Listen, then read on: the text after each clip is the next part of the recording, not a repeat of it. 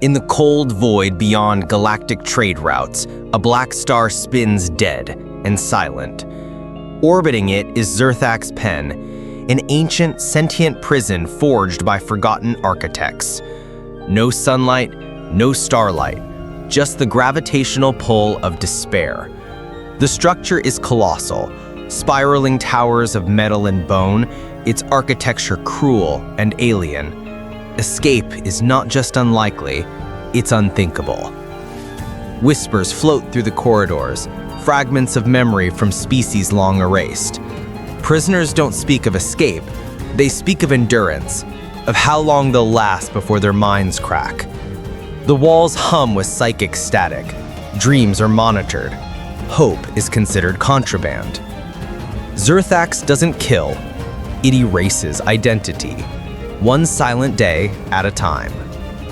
Lena Voss enters bound in luminous restraints, her boots scraping the cold floor. A human, fragile, soft-skinned, and small compared to the monstrous beings around her. The guards, emotionless mechs called keepers, unclip her bonds and vanish without a word. She scans the chamber, chin high despite the bruises. Her Earth Alliance flight patch is torn, but still visible, her symbol of defiance. Other inmates watch from the shadows. Whispers pass through the crowd. New meat. Human? Soft. She won't last a week. Lena doesn't flinch. Inside her, a voice flickers through the implant behind her ear. Juno, online. Lena thinks back to her capture, crossing into council territory to rescue survivors. She disobeyed direct orders, but she didn't regret it. She looks up at the obsidian ceiling and smirks. They don't know who they just locked up. Her cell is barely large enough to lie down. The walls pulse with dull red light. She senses someone, no, something watching her. At night, it speaks, not with words, with thought. You are loud, human. Lena startles. She scans for voices, sees nothing. You fear nothing, yet you should. She meets Thren the next day in the mess hall, a thin, translucent figure with no eyes or mouth draped in what looks like woven shadow. He communicates directly into her mind. It's unsettling, invasive, yet precise. Thren, right? You like spying on minds? I observe, not spy. You radiate fire. It is alien, intriguing. They sit in silence, and in that silence, an alliance begins. In the furnace sector, a massive alien slams metal into the forge. His muscles ripple, his tusks cracked, eyes dim. Lena approaches cautiously. You're Graktul, right? You led the Valerie uprising. He snorts. That was a lifetime ago. I read about you in the war logs. You were the only one who... I failed, he growls. Now I bend steel for the same monsters I tried to kill. Lena doesn't back away. You gave up. That's worse than failure. He glares at her, fury rising. But there's something else. A flicker. The first in years. That night, Graktul stares at the ceiling of his cell, hearing her words echo in his skull. She's small, but loud. Maybe too loud to be crushed. Lena crouches in her cell, whispering, Juno, status. A holographic flicker buzzes inside her vision. Juno's voice is calm, clipped. Neural sync at 82%. Prison surveillance evaded. You have 9 minutes to talk before I vanish again. Any exit points? None physically viable, but the prison network is old. I'm learning its language. Juno is more than AI. He's a relic of forbidden Earth research smuggled inside Lena's implants before her capture. Illegal, dangerous, perfect. She smirks. So we start a jailbreak from the inside. We start a war from within a graveyard. She leans back, breathing slow. She isn't alone, and she has firepower the prison can't detect. Yet. The true prison isn't the walls. It's the silence, the routine, the way meals arrive without sound. how the lights never change. No time, no day, just now. Lena starts seeing hallucinations. Juno confirms they're real. The pen uses ambient waves to destabilize cognitive functions, mild psychotropic radiation. It wants you to break from within. She watches inmates scream in their sleep. Some never wake. She paces, fights, endures. And slowly, she starts whispering to others. There's a pattern in the lights. There's a way to fight back.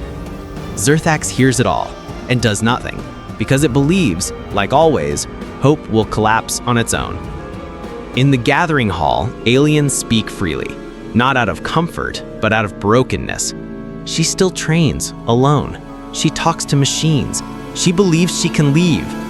Lena walks through them, head high. They laugh. Graktul watches, silent. Thren stands beside her. They do not see, but I do. One inmate spits. Humans are children, playing war in a galaxy that already lost. Lena turns, face stone cold. No, we're just the ones who haven't quit.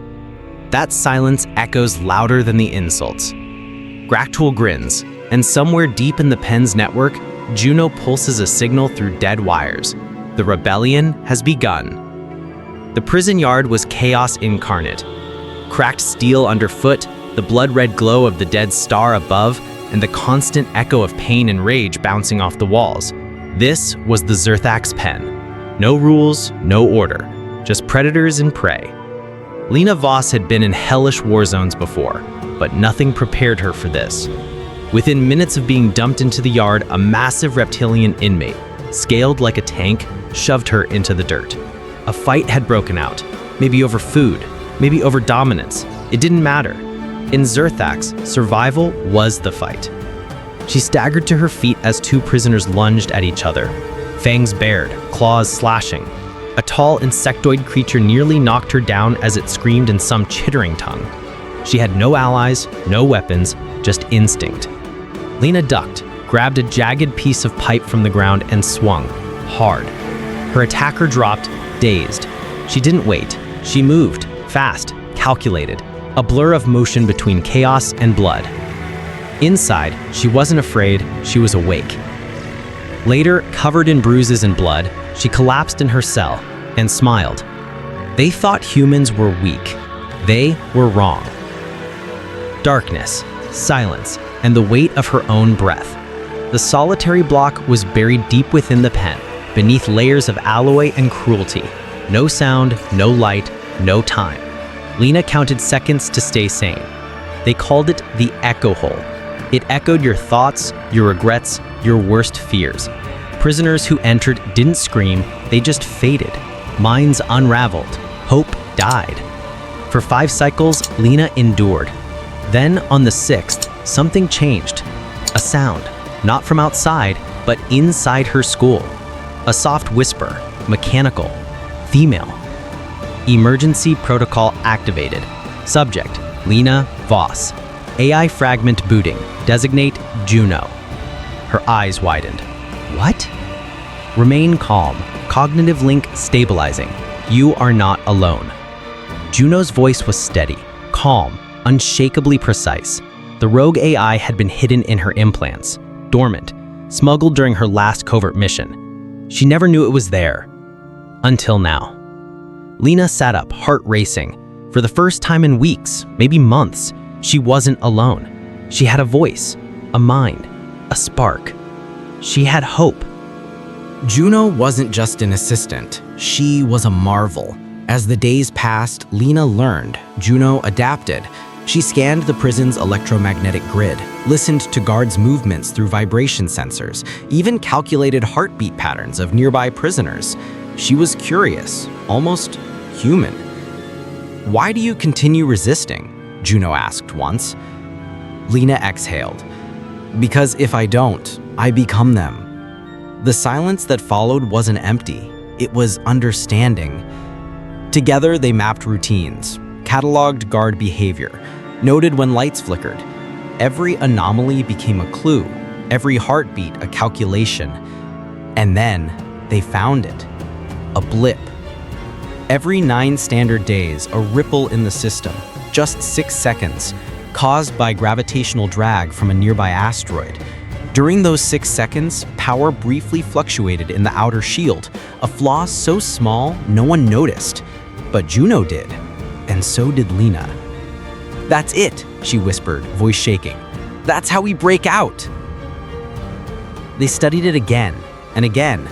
Lena paced in her cell, eyes flicking between her internal display and the fading ceiling above. "It's not a glitch," Juno confirmed. "It's physics. Every 9 days, asteroid B47 drifted close enough to create gravitational interference. It caused a micro delay, just 6 seconds, where the external field flickered. Imperceptible to organics, fatal if ignored." 6 seconds. It's nothing. "It's everything," Lena replied. "But they'd need timing, precision, people in the right places, equipment, help. She'd have to convince others, convince them to believe again. And belief was rare in a place built to crush it." Still, Lena's mind shifted from survival to strategy. That flaw was her window, and now the clock was ticking. The next step was the hardest: trust. Lena spoke to others in the yard, carefully, subtly, a whisper here, a shared meal there, a warning before a guard's surprise search. Slowly, she built connections. A three-eyed slicer who controlled the food lines, a mute stone-skinned warrior with a sense of honor, an ex-pilot from the Arkandrift, broken but sharp. Each alliance was a gamble. Betrayal was always a breath away. Still, the spark grew. "Why are you doing this?" one asked. Lena stared at the sky. "Because the galaxy forgot what humans are. It's time they remembered." And deep down, those around her started to believe. Not in escape, in her.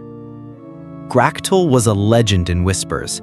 10 years ago, he led the last escape attempt. It failed. Half his crew died. The rest were mind-wiped and turned into guards. Now he sat alone, massive, broken, rusted cuffs still on his wrists. His once roaring voice reduced to bitter mutters. Lena approached him. He didn't look up. "You're wasting your breath." She sat anyway. "We found a flaw, a real one. 6 seconds, enough to crack the shell." Gractul laughed, harsh and hollow. "We had 10 minutes, didn't matter." She didn't blink. "But you didn't have Juno, and you weren't human." That made him pause. He turned, ancient eyes studying her. "You'll get them killed." "Maybe. But dying for hope beats living for nothing." He turned away. The door stayed shut, but the seed was planted. That night, Lena sat alone, staring into the dim, red haze of the artificial night. Juno's voice echoed quietly. "Probability of success, 4.2%. Risk of mass casualties, high. Recommendation, abort." She didn't answer right away. Instead, she thought of the others, the bruised, the forgotten, the ones who watched the stars but couldn't remember what freedom felt like. Was it right to lead them into danger? Or was it wrong to let them rot in fear? "Lena," she exhaled. "This isn't about math, Juno. It's about meaning. If we fail, they still die slowly. But if we try, they get to hope." Silence. Then, just a soft beep of understanding. Juno was with her, and so was the truth. Some cages aren't made of steel. They're made of fear. And Lena Voss was about to break them all. The corridors of Zerthax pen were thick with silence and suspicion. Nothing whispered louder than fear here, except the murmurs Lena had started. She moved carefully, not with brute force, but with intelligence sharp as shrapnel. She learned names, weaknesses, debts. A smuggled meal here, a broken power conduit fixed there. Every act of kindness was calculated. Lena wasn't building friendships. She was planting a rebellion. Small, quiet rebellions in every faction. crawlers, bone eaters, even the mindless Grythic gladiators. She traded favors like currency and turned silence into strategy. Each faction thought she was theirs alone. In truth, she belonged to none of them. "You want chaos?" she whispered to a Brintak bruiser in the mess. "Let me give you a match." Fights broke out days later, blamed on old rivalries, not on her. Systems glitched, schedules failed, security faltered by seconds. But none of it was random. It was the beginning of something bigger. Lena didn't roar, she whispered, and the prison started to shake.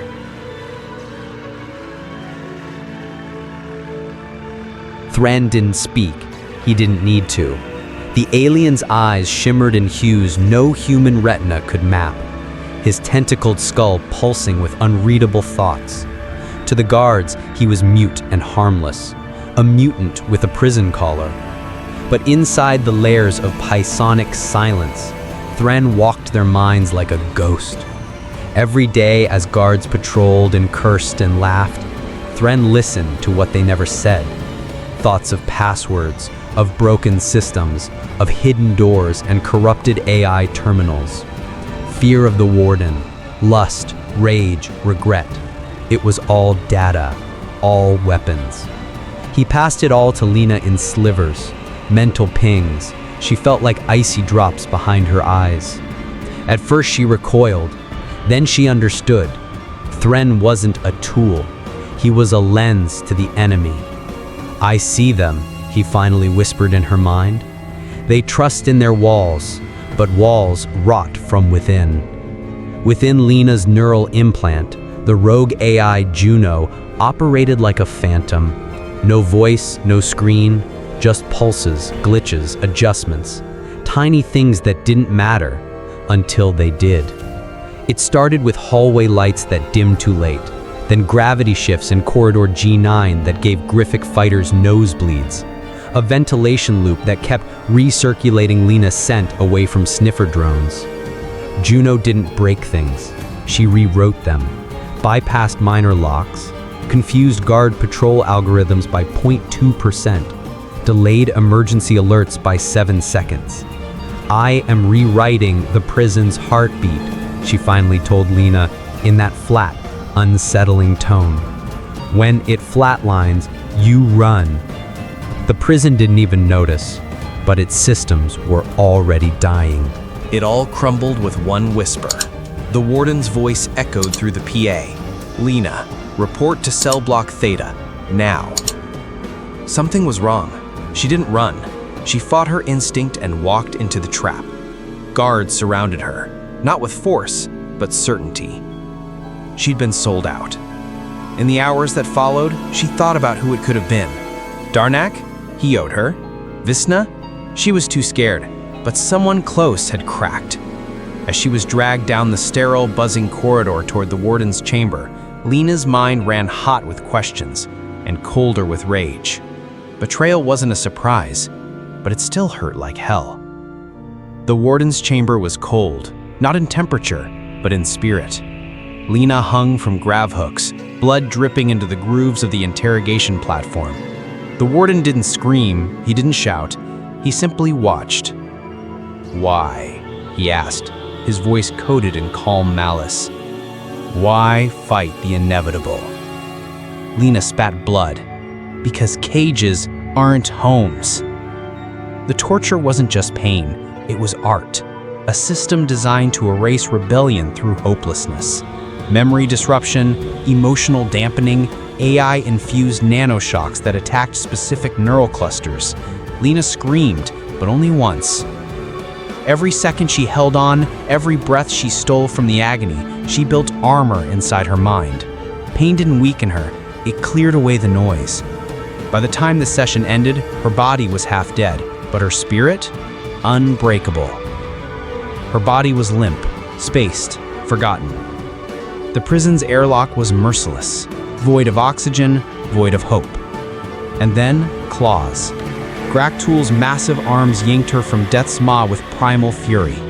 The old alien warrior, scarred, broken, and silent for so long, had come back. He growled, not with rage, but with sorrow. No more deaths on my watch, he whispered, hauling her into a stolen pressure pod, sealing the door before the void devoured them both. Graktul had once failed a rebellion. He had lost friends, honor, even himself, but not Lena. Not now. She carries Earth's fire, and I will not let it burn out, he said later to Thren.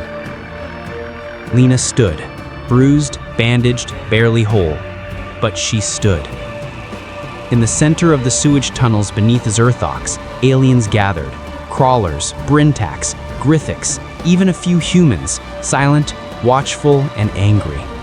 They waited, wondering if the human girl was just another ghost waiting to fade. She stepped forward.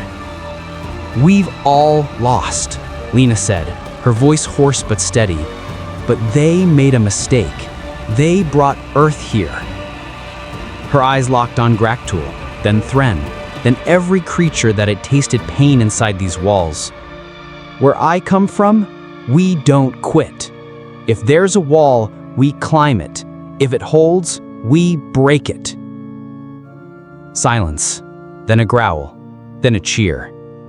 Unity didn't come through speeches. It came through pain, through fire, and Lena had burned for all of them. From that day forward, the prison changed. Not because the systems failed, but because the people inside started to believe. Int Zerthax Pen, Night Cycle, Looming Asteroid Shift, Day 9. The lights of Zerthax Pen flicker low, as if the prison itself knows something is coming. Lena crouched near the waste incinerator's lower access hatch, her heart pounding like a war drum. The asteroid shift was only 15 minutes away. When the prison rotated its outer shields to absorb the impact waves, it would leave a thin corridor of vulnerability, the one chance they had. She tapped a silent signal on her wristband. All across the prison, eyes opened and hands moved. Whispers had turned into purpose. She had spent the past week planting doubts, trading favors, and bluffing her way through the factions. Now the plan was alive. Every gear in the machine moved on trust and desperation. Behind her, Raylak, the four-armed Veshan mechanic, muttered while attaching a pulse magnet to a vent panel. "You really believe this will work?" he asked in a low growl. "I don't believe," Lena said. "Whisper, I act, and I win." Her voice didn't shake. It couldn't. If she faltered, the entire rebellion would. Down in the slave quarters, coded sparks flickered in the food dispensers, signals to move. In the medical bay, smuggled blades were passed beneath alien wounds. Across the guard patrol grid, Juno's subtle rerouting began, flicking one hallway camera at a time. The clock ticked. 10 minutes. Lena activated her hidden beacon, an ancient Earth-made signaler once used for search and rescue. It now spoke only one word: go. Somewhere above them, the station groaned. Gravity plates shifted. The asteroid drift had begun, and so had their rebellion. Lena exhaled sharply. The time for plans was over. "Let's make history," she said, and vanished into the shaft. The escape pod slammed into the atmosphere of Varix 4, a neutral trade world orbiting a twin star system. Flames licked the outer hull as the pod pierced through the sky, drawing eyes upward. Traders, miners, and off-world diplomats watched as something impossible happened, something that had never happened before. Inside, Lena's knuckles were white on the controls. Her breath hitched as the pod shook violently before settling with a harsh grind of metal against sand. She looked at her remaining crewmates, bruised, bloodied, but alive. The hatch hissed open. Cool air rushed in, filled with dust and disbelief. Alien merchants paused mid-bargain. Children dropped food packets. A hush fell as the broken figure of a human woman stepped out, limping, shoulders squared. "Is that from Zerthax?" A whisper carried through the stunned crowd. A silence, then a tremor of awe. In that moment, history was rewritten. Hours later, the feed went live. A shaky video, patched through damaged comms, showed Lena standing beneath the scarred escape pod. Her voice, hoarse but clear, cut through the galaxy's silence. "My name is Lena Cass. I escaped Zerthax pen. And I wasn't alone. Others are still in there, forgotten, tortured. But we proved it. No prison is unbreakable." The message shattered the illusion of control. News relays scrambled. Across 3 systems, encrypted networks flashed the feed on loop. Prison survivors cried. Journalists demanded answers. Pirates and freedom fighters watched with wide eyes. Even those in high towers, the elite, the enforcers of silence, couldn't ignore it. A name once buried under fear was now carved into every screen. Zerthax breached, and Lena became more than a fugitive. She became a symbol. The fires of protest lit up within days. On Corvus 9, insectoid laborers halted production, chanting in fractured common, "Justice for the caged." In the Alvarez Belt, 3 mining colonies joined forces demanding audits of every detention center. On Eta Prime, 100,000 marched on the Hall of Order, holding signs bearing Lena's face, scorched, defiant, alive. What had begun as a single breakout now burned through the minds of billions. Species that had never stood side by side now raised their fists in shared outrage. Former rivals shared tactics. Activists quoted her speech like scripture. It wasn't chaos, it was coordination. A movement sparked by a human's refusal to stay broken. The Council, which once ruled through silence and fear, now found its voice drowned by chants from every corner of the stars. Back inside Zerthax pen, the halls echoed with whispers, and then shouts. A Janari inmate shattered his feeding tray, using a jagged edge to cut his collar off. 2 more followed. One guard was pulled into a cell, the others began locking down sectors, but they were too late. News of Lena's escape had spread even here, smuggled through guard terminals and whispered through grates. It didn't matter how. What mattered was belief. That belief had taken root. A prisoner who hadn't spoken in 7 years led a silent march down Corridor Zeta. Another jury-rigged a plasma coil to explode near a guard checkpoint. Small acts, each a spark. The warden activated purge protocols, but for the first time, the prisoners didn't back down. They had seen the impossible become real. And now, they wanted more. Officially, Earth said nothing. In front of the Galactic Council, Earth's ambassador denied all involvement. "We do not interfere in extrajudicial operations outside our jurisdiction," she said, straight-faced.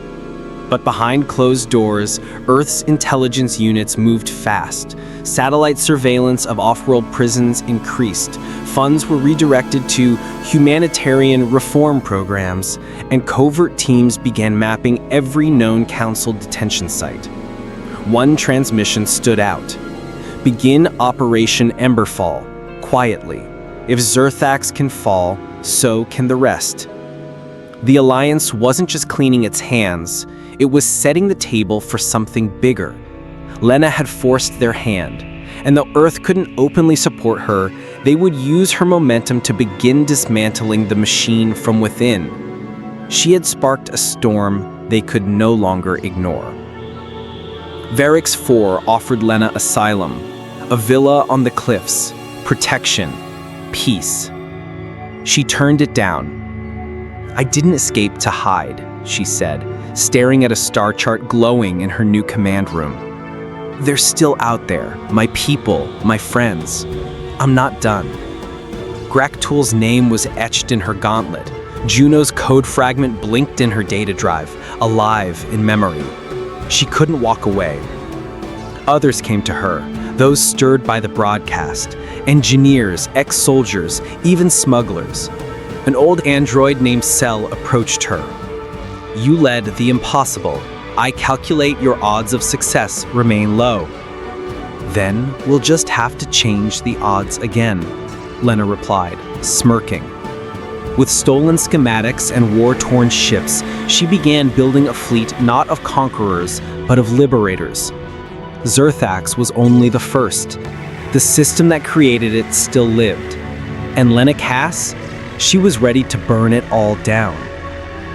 Lena's fingers danced over the control panels, her eyes fixed on the glowing map ahead. The Spectre, a sleek black ops stealth vessel, drifted silently through the void, its engines barely humming. The darkness outside seemed endless, an expanse where even the stars were too far away to reach. Beyond the edge of known space, the Forbidden Zone stretched out, a place marked by its danger, its mysteries, and its secrecy. Her heartbeat was the only sound that broke the silence in the cockpit. Every part of her was focused, every breath held as she approached the edge of something few ever dared to enter.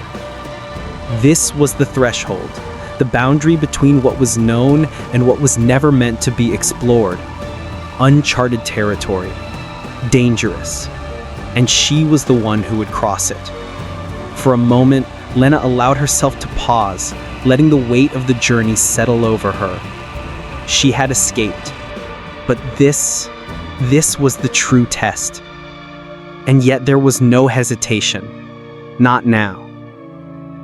Lena leaned forward, her hands steady as she activated the encrypted comlink. A cold shiver ran down her spine. This wasn't just another message. It was a defiance of everything the galaxy had come to accept.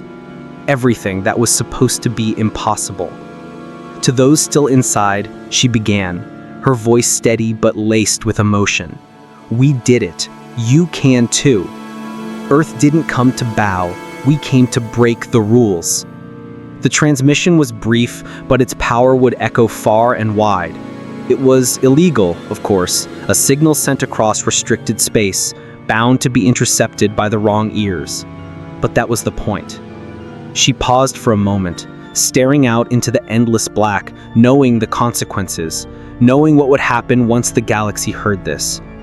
This message would become a myth, a legend in the making, a call to arms for those who had long been forgotten. She sent it, into the stars, into the darkness, for those who needed it the most. With the message sent, Lena took one last look at the star map before her. The Spectre had no escort, no backup, no orders. She wasn't going back to Earth. She wasn't looking for rescue. She was doing this alone. The course was set, the navigation system locked onto Zerthax, the prison she had once escaped, but whose shadows still haunted her. A deep breath, and then silence. The ship's engines powered down, leaving only the haunting hum of slipspace motors as the Spectre surged forward. Lena's ship vanished into the cosmic rift, disappearing into the endless currents of slipspace. The universe stretched around her, an awe-inspiring view of darkness pierced by the distant flicker of stars. Her vessel was small, an insignificant speck against the vast, infinite night. But the stakes were monumental. She had no guarantee of return, no way to predict what lay ahead. But there was no turning back. She wasn't just a fugitive anymore. She was a symbol. As the ship disappeared into the void, the camera zoomed out, showing her lone vessel being swallowed by the vastness of space. Just a fleeting ember lost in the infinite, but a promise of what was to come. No words remained, only her unyielding will to continue. The rebellion had just begun.